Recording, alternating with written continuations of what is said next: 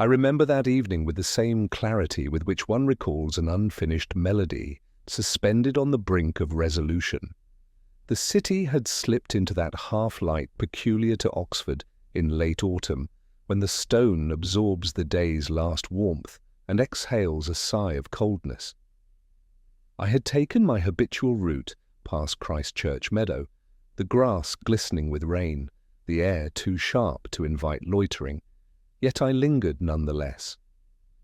Perhaps it was the stubbornness of a man who has too often turned a crossword page without finding the final answer, unwilling to accept incompleteness. The crossword that day had left me particularly unsatisfied. A simple clue, deceptively simple, resisted me. One who leaves lies unfinished. 7. I had scribbled variations, stared at it with the kind of intensity that usually brings a solution from the corner of one's mind, and yet nothing came. I folded the page with an irritation I would not have admitted to Lewis, and found myself ruminating on other unfinished things.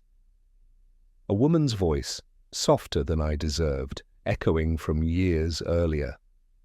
A promise I had let dissolve like ink in water. I paused on Folly Bridge. The river was swollen, pulling debris along in hurried procession. I leaned against the balustrade, the rain settling in thin, persistent lines across my coat. Behind me, bells tolled the half-hour, indifferent to my solitude. A bus hissed past, empty save for a driver tapping ash against the wheel. Oxford never slept, but it dreamed fitfully. Later, back in my rooms, the silence pressed upon me until I turned to the radio. Some earnest mezzo attempted Handel with more stamina than subtlety, and I allowed the voice to fill the corners, but even then the silence beneath it remained, as if waiting its turn to return. It was during that broadcast that the rustling of the evening paper caught my attention. I had bought it almost absently, tucked under my arm as one does with bread or milk, never intending to read it in full. The obituary column held the name, though at first it did not register as more than a familiar arrangement of letters. Dr. Adrian Haldane.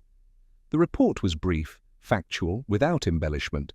Found dead at the White Hart Inn, a village or two outside the city, circumstances unremarkable enough to avoid sensationalism. The cause suggested was a natural failure of the heart, yet the moment my eyes lingered, something stirred uneasily in memory. A lecture, years ago, on minor Elizabethan dramatists. A voice too proud for the subject it championed. I had once argued with him in a corridor, though about what I could no longer say. It was the accompanying detail that disturbed me more. Among his effects, an unfinished manuscript, pages dense with notes and quotations left open as though interrupted mid-sentence. A Jacobean fragment, misquoted. The reporter made nothing of it, but I wondered why the misquotation had been noted at all. Surely an idle fact unless someone found it, curious enough to mention. I poured a whisky and sat with the paper spread before me, as if it might confess more on a second reading. The crossword clue returned to me in its irritating circularity. One who leaves lies unfinished. Haldane had left his work unfinished, the truth of his life half buried in that manuscript, and I, in turn, had left too much unfinished of my own. The rain had thickened outside, drumming lightly against the window. I thought of Haldane alone in that modest inn-room, the lamp perhaps dim, the manuscript weighted with years of scholarship that no one would truly read, a life folded like a letter slipped into the wrong envelope. Was there deception there, or simply obscurity? Lewis telephoned later that night, his voice carrying the weariness of a man who would always prefer simplicity where it never resided. He said only that a report would cross my desk in the morning, though he doubted it would interest me. I murmured in agreement, though already the clue had embedded itself in my mind. Deaths in Oxford never stayed tidy, lies unfinished rarely did. And so the evening closed with me at the desk, pencil hovering over the crossword. 7 letters, an answer escaping into the margins. The bells outside marked another hour, and I felt the city folding in on itself, as though Oxford too were guarding a secret manuscript of lies written in rain and silence. Lewis drove that morning with his usual caution, every gear change executed with a kind of quiet obstinacy, as though he mistrusted not only the machine beneath him, but the road itself. Rain clung to the windscreen in small beads, reluctant to clear even under the wiper's measured sweep. He mentioned the name once again, testing my recollection. Adrian Haldane. I nodded, though without conviction. I remembered only fragments, a tall man, pale, with a way of quoting obscure dramatists as though they were intimate acquaintances. I had once thought him insufferably vain, though perhaps that was merely the arrogance of youth mirrored back at me. The White Hart Inn stood a little apart from the village street, a building neither entirely shabby nor entirely welcoming. Its walls carried that damp perfume of ancient plaster, faint beer, and wood smoke that so many provincial inns seem unable, or unwilling, to shake. We were met by the constable in charge, a young man with spectacles too large for his face, who briefed us in tones of apology. The body had already been removed to the mortuary, but the room was untouched save for the landlord's curious glance when called upon. Upstairs the corridor groaned beneath our steps. The door to Haldane's room hung open, and the air inside was colder than I expected. A small desk sat near the window, papers spread in apparent order, but with one sheet prominently weighted by a tumbler of water. It was this sheet that caught my attention first. Lines of text, not quite typescript, not quite final draft. A Jacobean quotation, I saw at once, but wrong, deliberately wrong, as though words had been shifted in subtle defiance of their author. I read it twice, tracing the rhythm with my lips, and felt the jolt of discord like a cracked bell. Lewis busied himself with practicalities, the positioning of the chair, the half-burnt stub of a candle, the personal effect. He noted, with faint irritation, the absence of anything resembling dinner.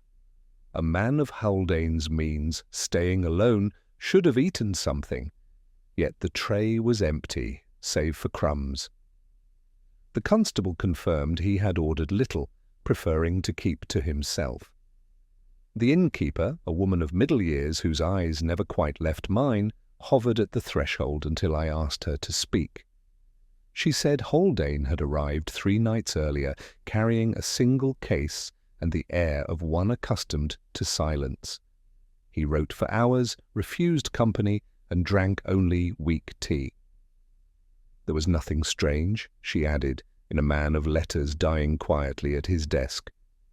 And yet she said it with a hesitation, a small tremor that betrayed more than the words.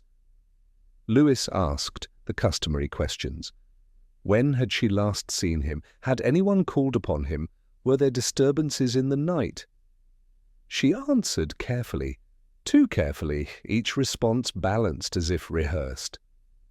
I noticed her fingers tightening on the apron when she spoke of his manuscript. She had not read it, of course. Only a fool would pry into such private matters. But her eyes strayed toward the desk as though the pages themselves had accused her of dishonesty. On the mantel, among the detritus of an undistinguished room, a newspaper lay folded, the crossword partly filled, the handwriting unmistakably Haldane's, sharp, ascetic strokes. One clue left blank at the bottom, 8 letters, truth concealed in paper's fold. The irony was inescapable. I stared at it longer than I intended, wondering if the answer had eluded him in the same way that life, with all its tiresome contradictions, had finally eluded his heart. Lewis broke the silence by suggesting we visit the mortuary, but I shook my head. Not yet. The room still spoke in half-sentences, and I had learned never to leave while the conversation was unfinished. I noted the glass of water again, unemptied, untouched. A man who worked at his desk for hours would surely have reached for it. Unless he had been interrupted. Unless, of course, it was no water at all. I leaned closer, inhaling faintly, but detected nothing. Still the thought lingered.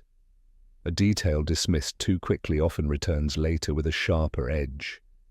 I closed my notebook with the same quiet irritation that had marked the crossword the previous night. The answer was not here, not yet. Only the suggestion of misquotation, of concealment, of lies written into the margins. As we descended the stairs, the floorboards whispered beneath us. The innkeeper watched from the bar, her hands folded tightly, as though she were bracing herself against the weight of questions still to come. Lewis muttered something about the dreariness of village inns, and I almost agreed.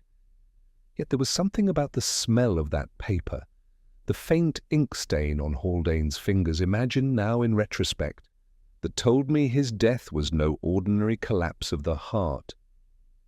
There was a story hidden, as there always is, in the detail overlooked.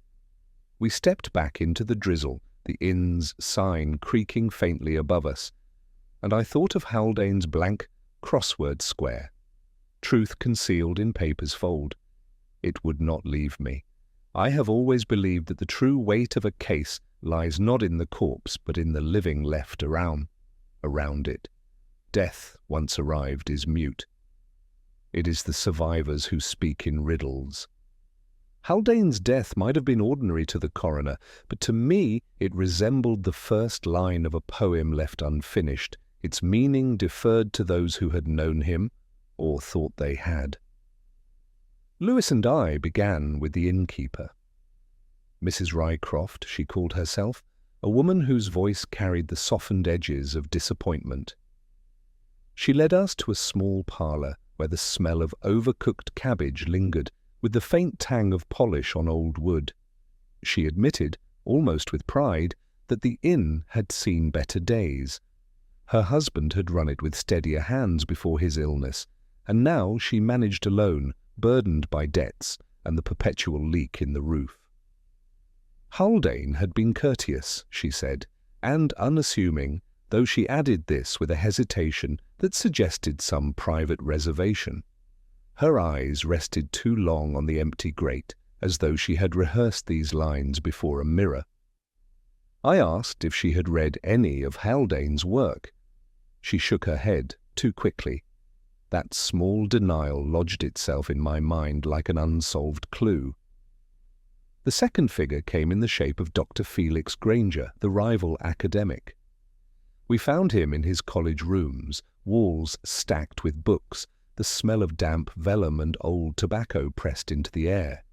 He received us with thin courtesy, his fingers tapping irritably on the arm of his chair, as though our presence interrupted something of greater importance. He admitted freely that he had sparred with Haldane over the years, journals, conferences, lectures, where one would deliberately misquote in order to undermine the other. Scholars, like duelists, seldom forgive. Granger dismissed the man as a pedant, yet I noticed the stack of Haldane's own articles, dog-eared and underlined, resting on Granger's desk. Hatred often keeps closer company than love. Then there was Miss Evelyn Brooke, the librarian. We met her in the reading room of the Bodleian, where dust hung in pale shafts of light between the shelves. She had a manner of speaking that felt both careful and mournful, as though every word cost her something. She confessed to admiring Haldane's scholarship, though she would not say if that admiration had ever crossed into intimacy. Her hands trembled slightly when she adjusted. Her spectacles, a detail she pretended to ignore, but which I did not. I asked about his manuscript, and she grew silent, the hush of the library wrapping itself around her refusal. Silence, I have often found, is an answer in itself. Finally, the young postgraduate, Simon Kersey. We found him loitering by the quad, the collar of his coat turned up against a drizzle that barely warranted it. He was evasive, offering explanations before questions had properly been asked. He claimed He had seen Haldane only rarely, yet his knowledge of the man's routines suggested otherwise. When Lewis pressed him on the night of the death, Kersey muttered something about hours spent in the Bodleian reading room. Too pat, too well prepared. His eyes flickered toward me when he said it, as if measuring how much I believed. That glance betrayed more than his words, fear not of guilt exposed, but of secrets yet unspoken. Back in my rooms that evening, I leafed again through the notes from the inn. The misquoted line on Haldane's desk returned to me, echoing the crossword clue he had left unfinished. Truth concealed in paper's fold. I thought of Mrs. Rycroft's hurried denial, of Granger's obsessive annotations, of Miss Brooke's silence, of Kersey's carefully rehearsed alibi. Each detail folded over itself, concealing as much as it revealed. Lewis, ever practical, had asked me earlier if I truly believed foul play was at work. I told him only that lies seldom stay buried. Even in Oxford, where Stone has witnessed centuries of deceit, the smallest misstep, a tremor of the hand, a word out of place, can open the door. The cast of suspects had stepped onto the stage, each with their part to play. What remained was to listen for the lines they had not meant to utter. It is remarkable how swiftly the mind seeks patterns, even where none exist.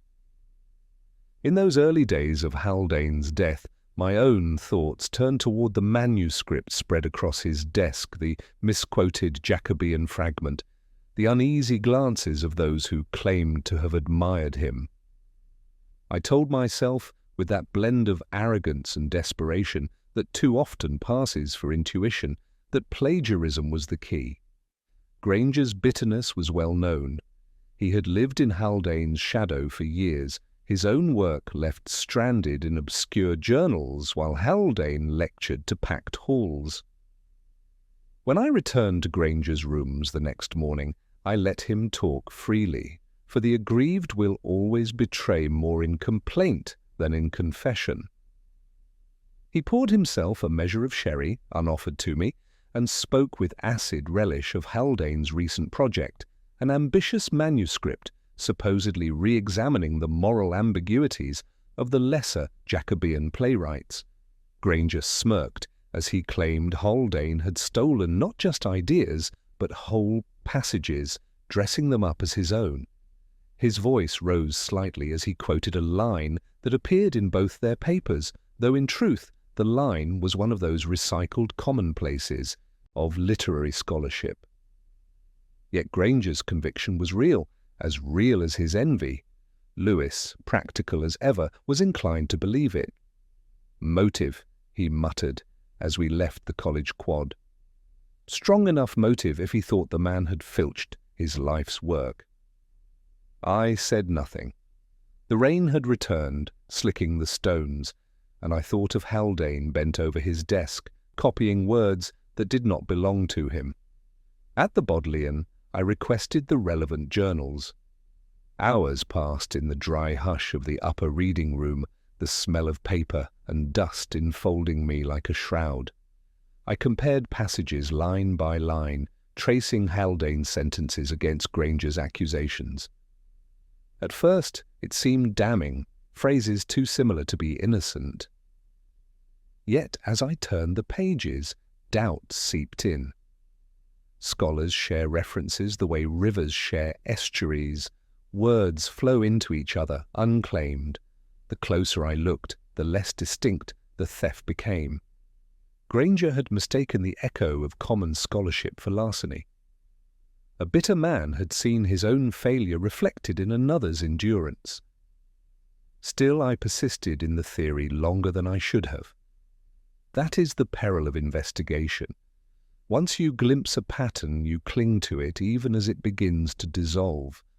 I told myself the misquotation on Haldane's desk might have been deliberate mockery, a subtle jab at Granger.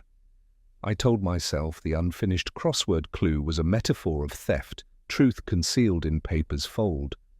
My notes from those days are filled with underlined words, exclamation marks in margins, the desperate handwriting of a man eager to believe he is circling the truth. And yet the truth slipped away. It was late in the evening when Lewis found me at the pub, nursing a pint I did not need. He asked if I had proven anything, and I admitted reluctantly that I had not. Granger's alibi, flimsy though it first appeared, was reinforced by witnesses, students who recalled his lecture that same night, the time of Haldane's collapse marked by their notes and recollections. Lewis shrugged in that way of his, suggesting perhaps I was chasing shadows. I watched the condensation slide down the glass, the crossword folded in my pocket still mocking me with its blank squares. One who leaves lies unfinished. Perhaps it referred not to Haldane, but to myself, weaving a trail that had already run cold. On the walk back across Oxford, the city glistened with the sheen of rain. Street lamps cast their pale halos, and I listened to the sound of my own steps against the cobblestones. I thought of Mrs. Rycroft's evasive glance, of Evelyn Brooke's tremor at the mention of the manuscript, of Kersey's alibi too carefully rehearsed, and I realized with a heaviness that comes only after wasted effort that Granger was not the answer. False trails have their own peculiar cruelty. They entice with the semblance of truth only to reveal themselves as mirrors held up to one's own impatience. Yet I could not entirely regret it.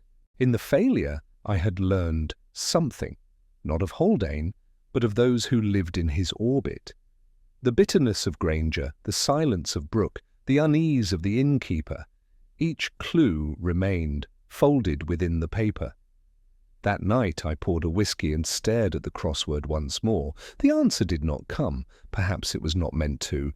Lies, after all, have a way of leaving themselves unfinished, and Oxford, patient, secretive Oxford, was in no hurry to offer me completion. The letter emerged from the drawer as if it had been waiting for us all along, folded with care, but not quite hidden. Lewis found it, his large hands fumbling with the lining, until the paper slipped free. He handed it to me with the mild triumph of a man who has pulled something from the shadows. I remember the weight of it in my palm, not heavy, not significant in appearance, but weighted nonetheless with the hush of secrecy. It was written in a hand both firm and elegant, the kind of script formed in schoolrooms where ink blotted easily and correction was discouraged. No name adorned the beginning, only the language of intimacy, a tone sharpened by hurt and softened by longing. She spoke of betrayal, though not the loud betrayal of bodies or money, but the quieter betrayal of promises deferred.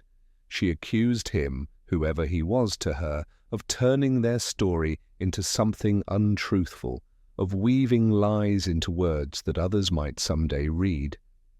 I read it once through quickly, then again more slowly, my finger tracing the loops of her script as if repetition might uncover what she had meant to conceal. The phrase that lingered was a curious one. A lie in print.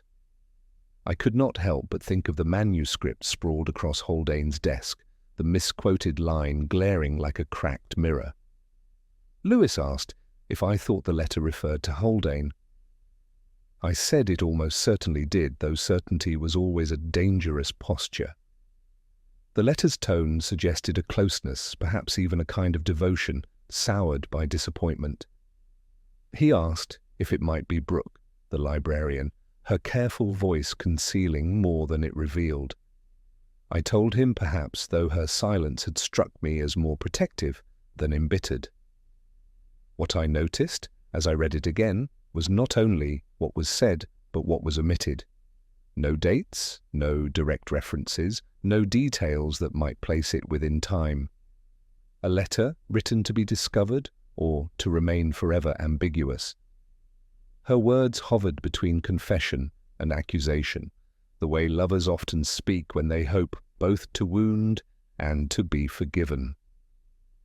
Later that day I returned alone to the Bodleian.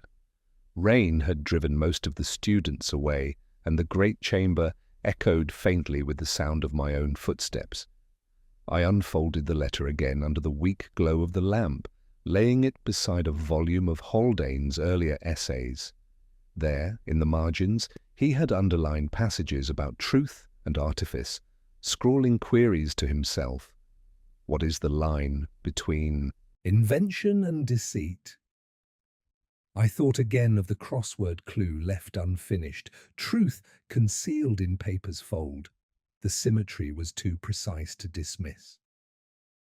The librarian appeared quietly behind me, her presence announced only by the faint perfume of paper dust and wool. She asked if I had found what I sought. I replied that sometimes the truth hides in handwriting, in the tilt of a word, in the crossing of a single letter. She smiled thinly, and I saw the faintest tremor in her hands as she arranged a stack of returned volumes. I wondered if she recognized the script. I did not ask. Some answers arrive more fully when unspoken.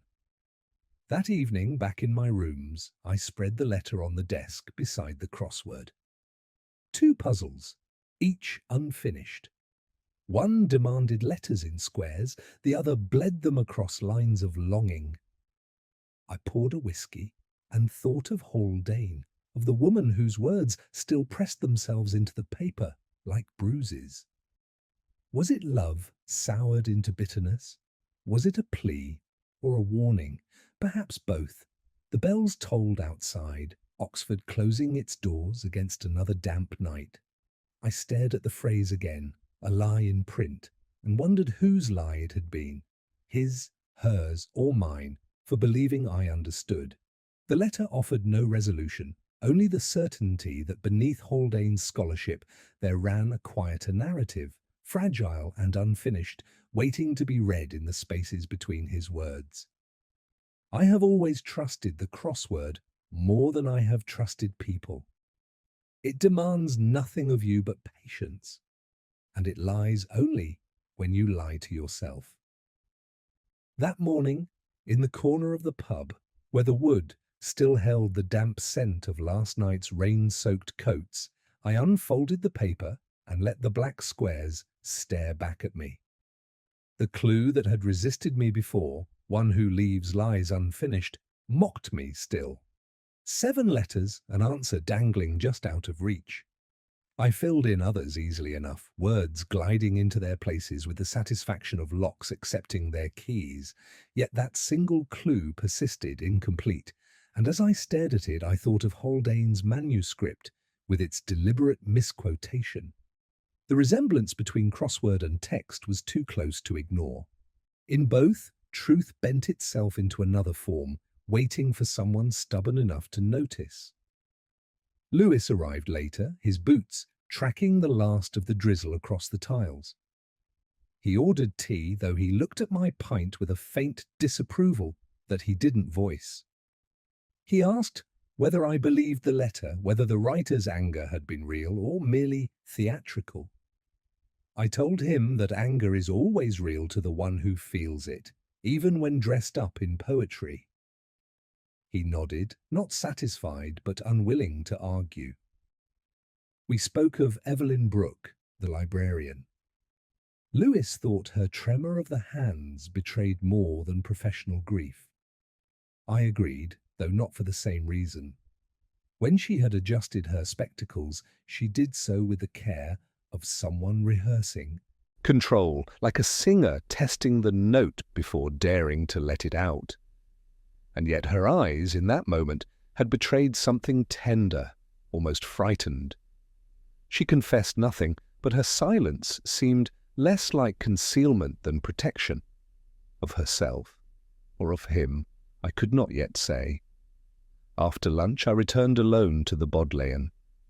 The air was heavy with that particular smell of old bindings, dust mingled with the faint sweetness of paste, the scent of centuries pressed into cloth and paper. Miss Brooke was at her desk, cataloguing returns, and she did not look up when I placed the newspaper beside her. I remarked, with a casual tone, on the unfinished crossword clue, asking whether she enjoyed such puzzles. She replied that she preferred poetry, though puzzles, too, had their place. Her voice wavered slightly, and I thought then that she had seen the clue herself in Haldane's handwriting, the one folded on his desk. Truth concealed in paper's fold. She must have known it. Her silence was not ignorance, but recognition. Later, when I asked about Haldane directly, she placed her pencil carefully down before her, aligning it with the edge of the desk.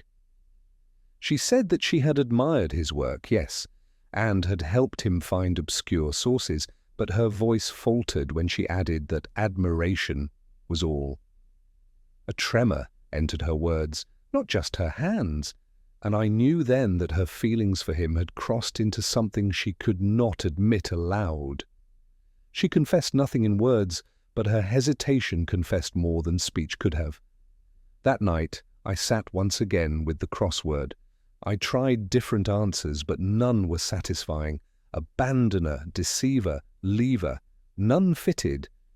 Yet as I scribbled possibilities, the clue itself seemed to speak more of Haldane than of language.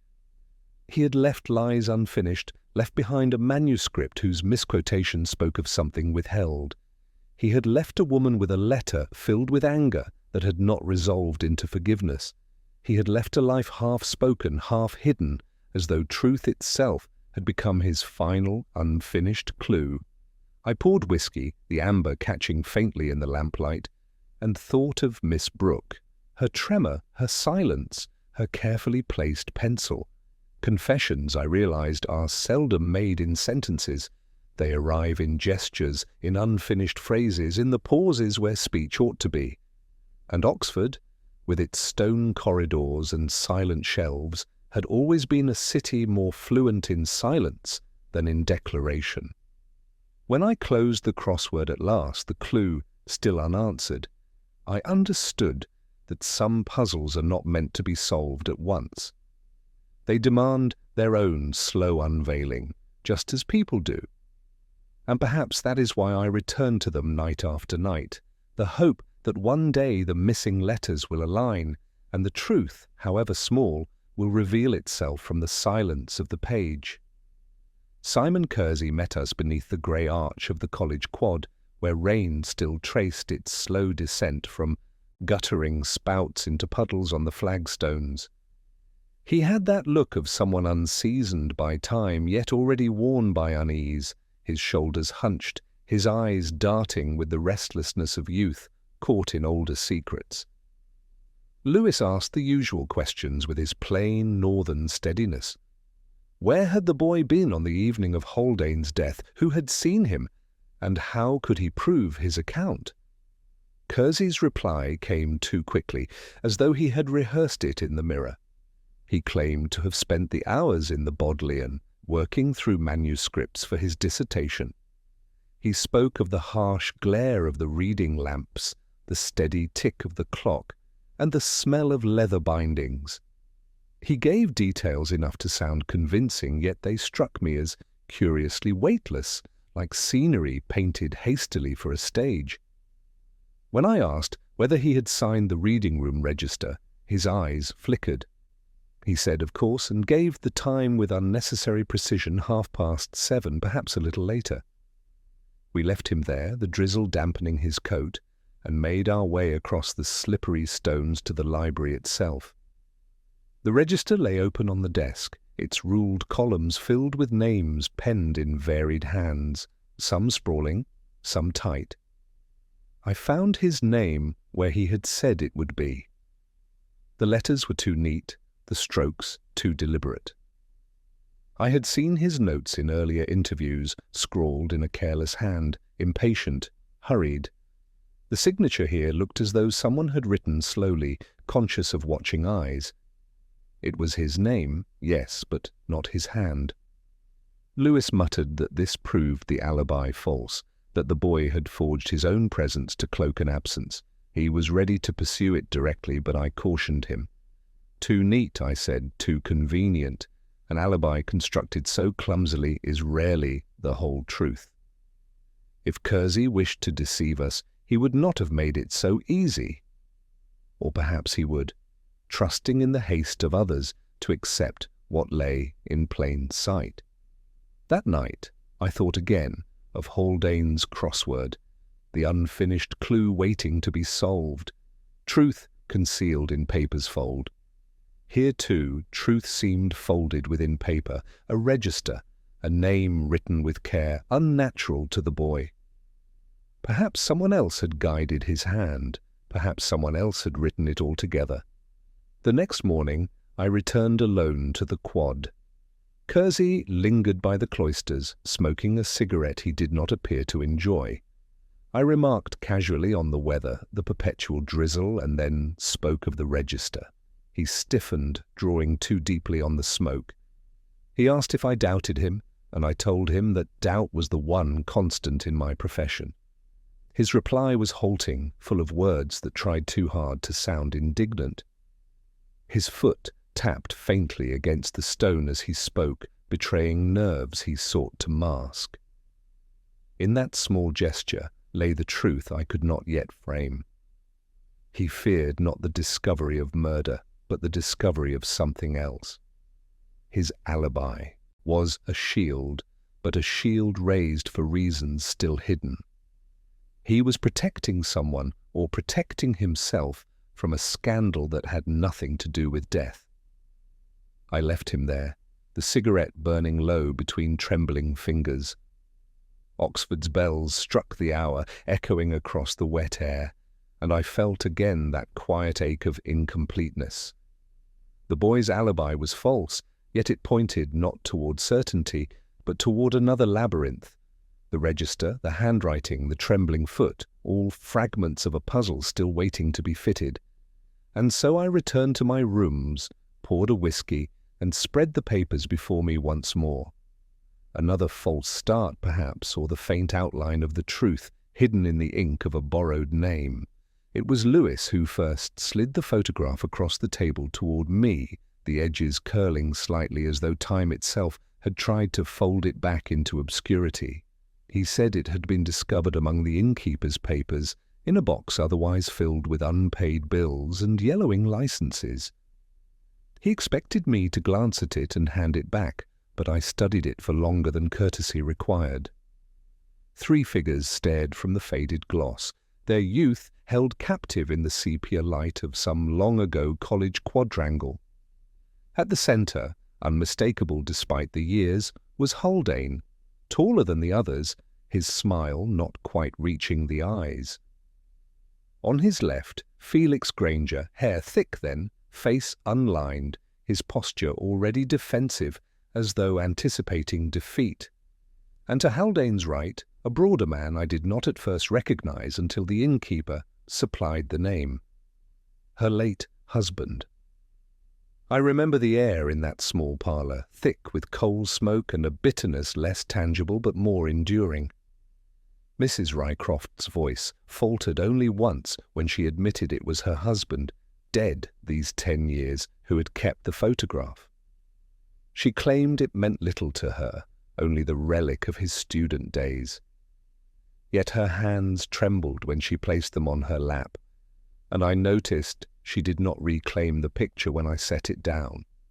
Lewis asked the obvious questions. Had Haldane and her husband remained in contact? Had he visited the inn before? She shook her head too quickly, her denial too smooth, and I thought then of her earlier protest that she had never read Haldane's work. Lies often reveal themselves not by invention, but by haste. That night in my rooms I examined the photograph again under the yellow lamplight. On the reverse, in faint ink, faded almost to invisibility, was a line of verse. Not a dedication, not quite. Merely lies that bind. I traced the words with my finger, wondering whose hand had written them. The phrase echoed with the same uncomfortable resonance as the unfinished crossword clue and the woman's letter with its accusation of a lie in print. The past, it seemed, had left its marginal notes scattered across too many pages. The photograph told me what the living would not, that these lives, now drifting in separate, orbits of bitterness and decay had once converged in friendship, or rivalry, within the cloisters of Oxford. A scholar, a rival, an innkeeper's husband. Their bond, whatever it had been, lay hidden in the shadows of that image. I carried it to Granger the next day, placing it on his desk among the chaotic towers of books. His expression hardened at once, as though the photograph had resurrected an unwelcome ghost. He muttered something about youthful indiscretions, about wine-fueled nights and forgotten loyalties. But his voice faltered when he spoke of Rycroft. He admitted knowing him, admitted the three had once shared both lectures and debts, but claimed no memory of the inscription on the back. His fingers, however, lingered too long on the curling edge, as if drawn against his will to the handwriting he pretended not to recognize. Later still in the library, I asked Miss Brooke whether she had ever seen such a photograph. She did not answer at once. Instead, she adjusted her spectacles with that careful gesture I had come to recognize as her mask. Then she shook her head softly, but her eyes betrayed a flicker of recognition. She had seen it, I felt sure, though she chose silence as her confession. What struck me most was not what the photograph revealed, but what it suggested. An old entanglement, three men bound by ambition or affection, perhaps by betrayal. And now, two of them are gone, one by illness, one by death, leaving the last to shoulder both memory and resentment.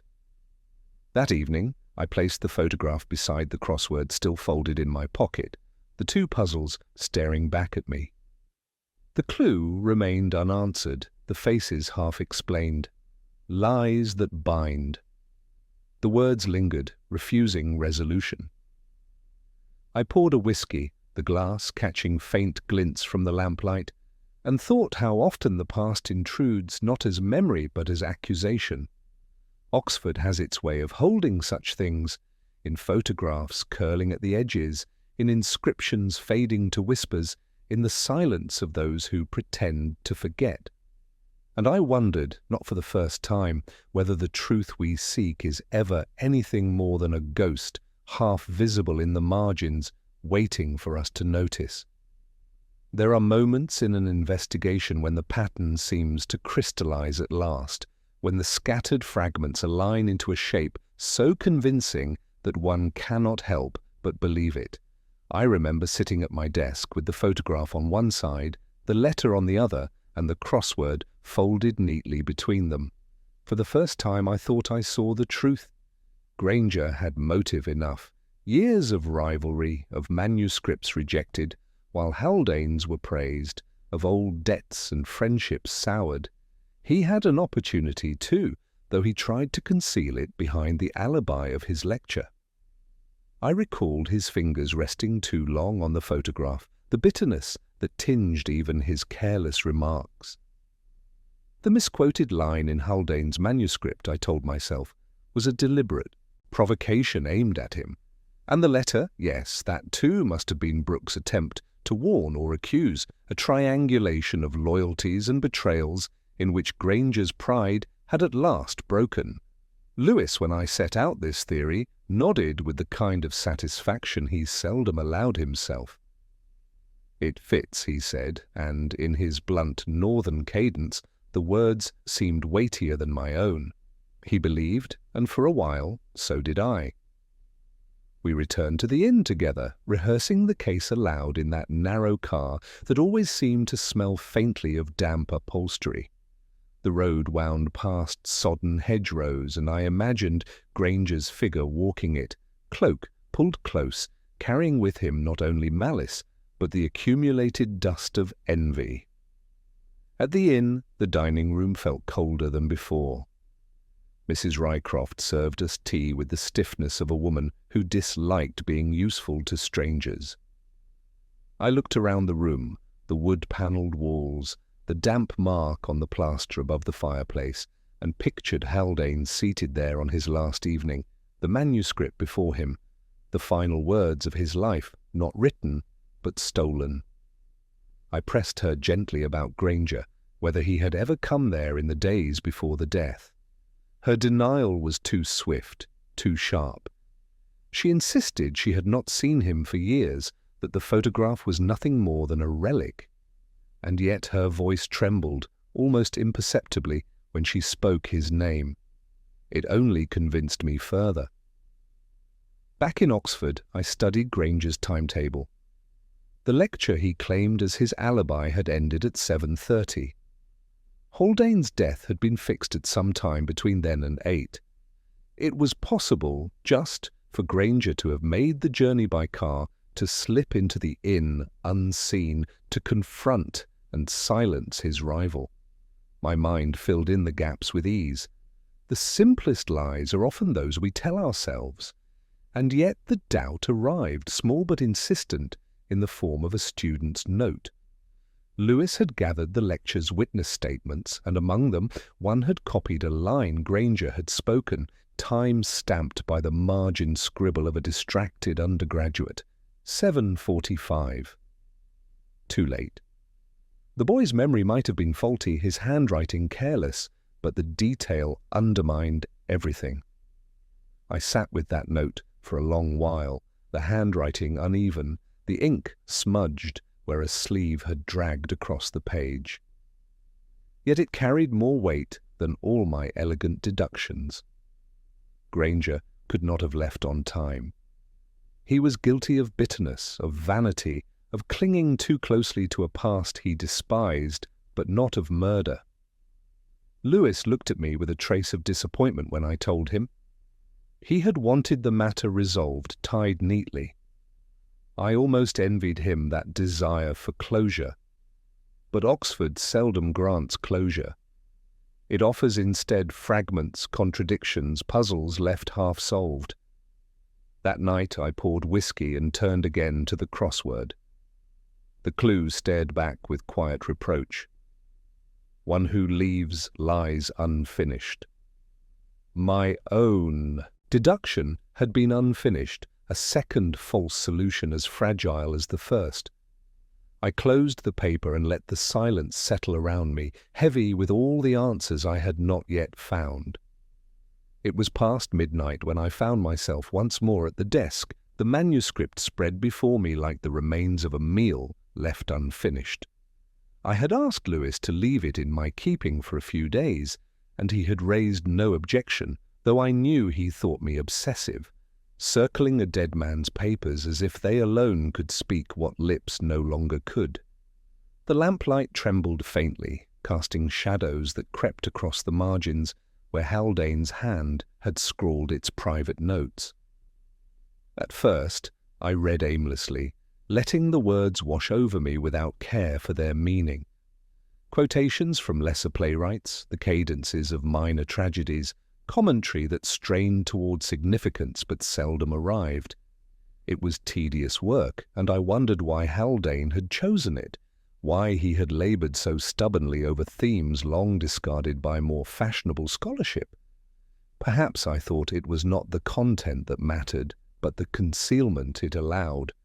It was then that I noticed the page, not by its words, but by its paper. Slightly heavier, with a faint gloss absent from the others, as though it had been inserted later, borrowed from another source. The ink was marginally darker too, the nib pressing with more force. My eyes traced the lines once, then again, and slowly the pattern revealed itself. The first letters of each line, when read downward, formed a name.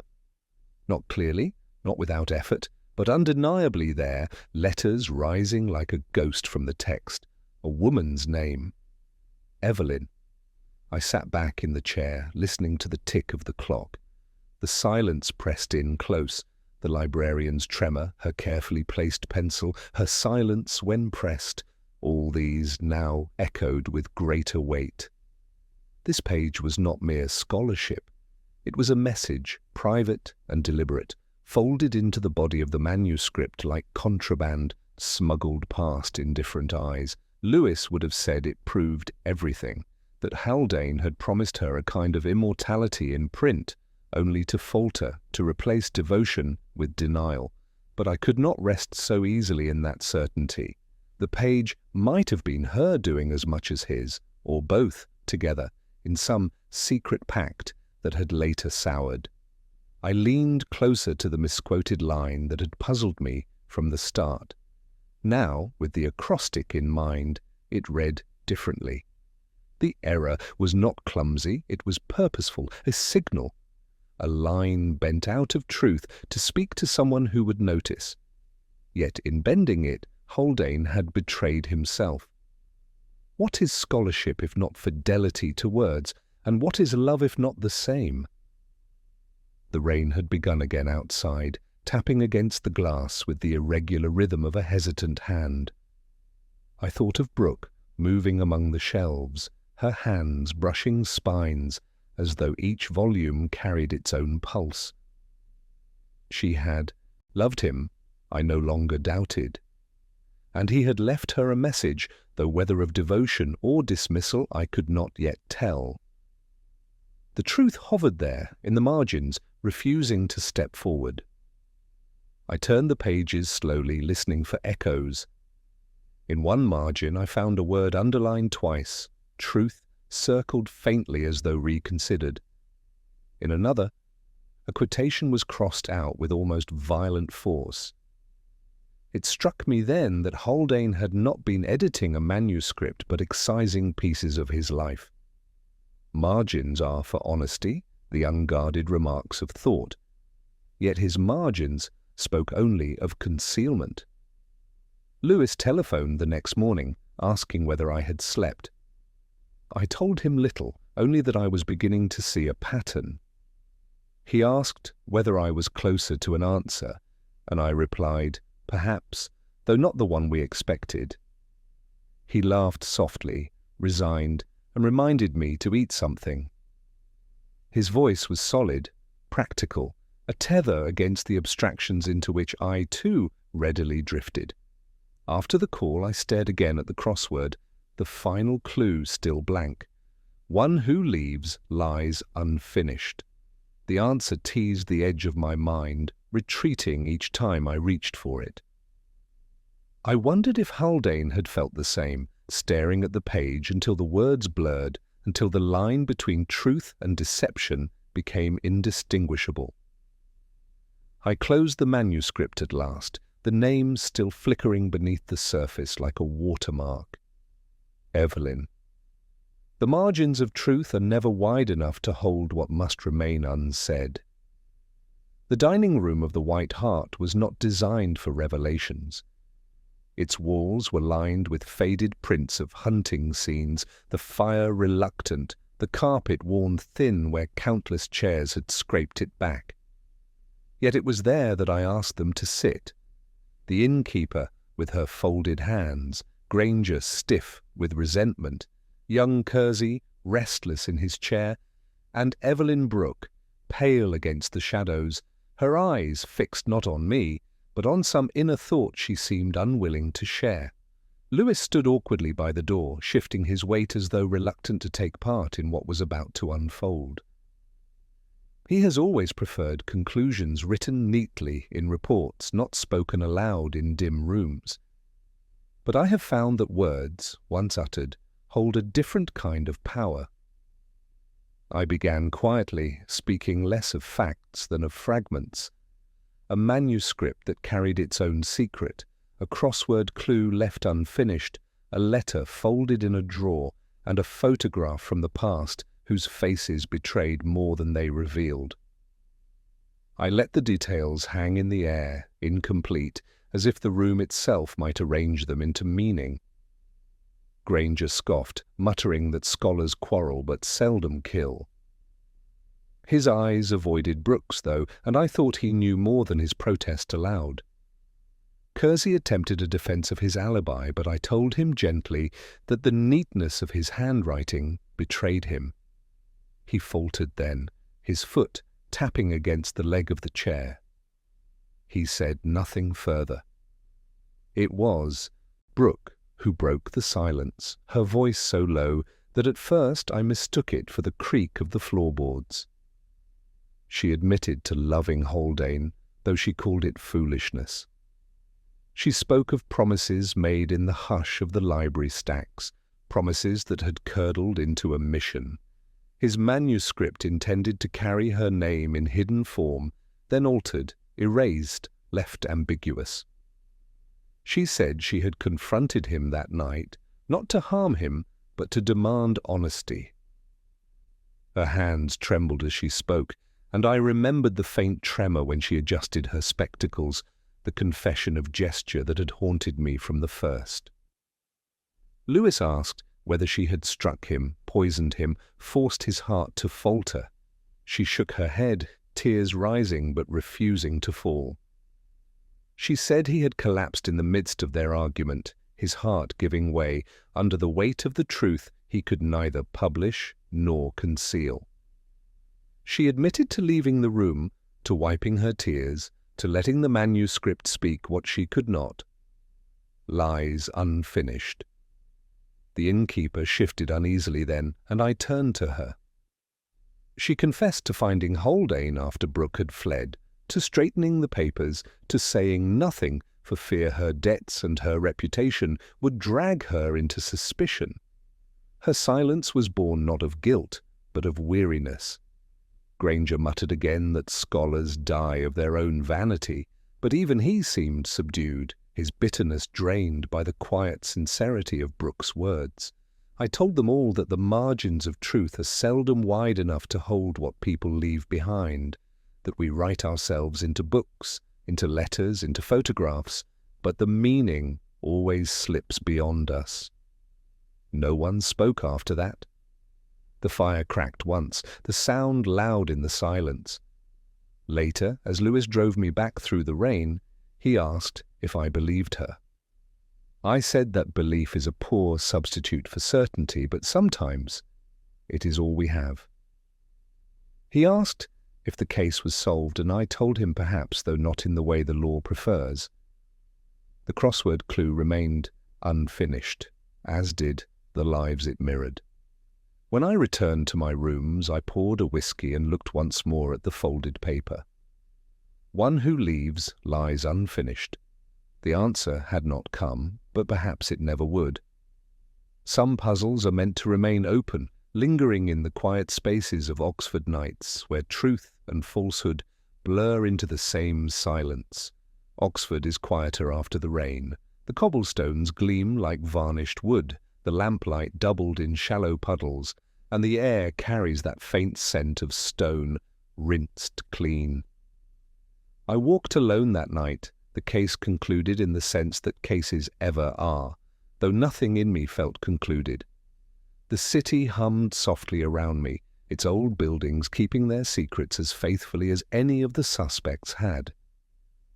Lewis had parted from me at the station, his hand raised in that awkward half-salute that passes for farewell when words seem insufficient. He believed, or said he believed, that we had found the truth. Evelyn Brooke's confession, quiet, trembling, half-broken, was enough for him. She had admitted her presence, her anguish, her silence. For him, that was closure. For me, it was only another fold in the paper, another half-solved clue. I took the long way back to my rooms, past the Bodleian, where the darkened windows reflected only the rain-slick streets. I thought of her there, in the reading room, aligning her pencil with unnecessary care, the faint tremor of her hands betraying what her words refused. I thought of Haldane, hunched over his manuscript, choosing a misquotation as a private signal, embedding her name into the acrostic of a page no one else would notice. What sort of devotion was that? Love disguised as scholarship, intimacy veiled in citations, and what sort of cruelty, too, to promise her permanence in ink only to erase her when it no longer suited. The manuscript lay now in evidence, its pages flat, its margins filled with evasions. But I saw it still in my mind, the heavier page stock, the darker ink, the deliberate distortion. Margins are supposed to be the place of honesty, where scholars allow themselves candour. Haldane had used them to conceal. When I reached my rooms, I poured a whiskey and spread the day's paper before me. The crossword lay open, and again that clue stared back. One who leaves lies unfinished. 7 letters. It mocked me still, as it had mocked Haldane, as it mocked the very case itself. I tried again, scribbling possibilities, none fitting neatly. The answer was always near, yet it eluded me, retreating into the shadows of language. I recalled Evelyn's words in the dining room, that she had not meant to harm him, only to demand honesty.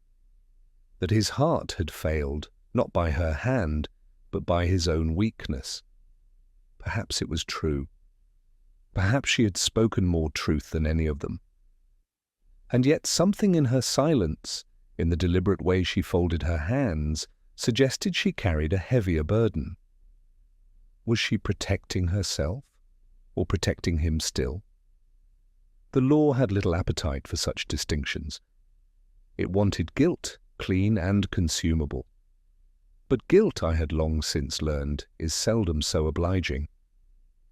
I leaned back and let the music from the radio drift into the room, an aria I half recognized, sung with more feeling than precision.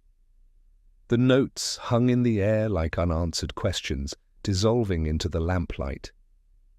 I thought of Granger, bitter and broken in his college rooms, his life consumed by envy of a man now dead.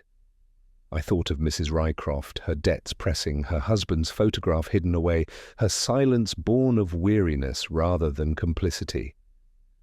And young Kersey, with his forged alibi, trembling not from guilt of murder, but from some smaller shame he dared not name. Each of them orbits Haldane, each carrying their own unfinished lies. I sipped the whiskey slowly. The warmth spread, but it did not comfort. Closure is a word for bureaucrats, not for men who live with puzzles. Cases end, but they do not resolve. They leave their traces, like faint ink in the margins, like inscriptions half erased, like a crossword clue left blank. Outside, the bells tolled the hour, their echoes carrying across the wet stone. I thought of Evelyn again, her voice soft and steady as she denied striking him, denied poisoning him, denied everything but her love. Perhaps she had spoken the truth, or perhaps the truth was not meant to be known, only felt in the quiet ache of things left unsaid. I folded the newspaper at last, the clue unanswered.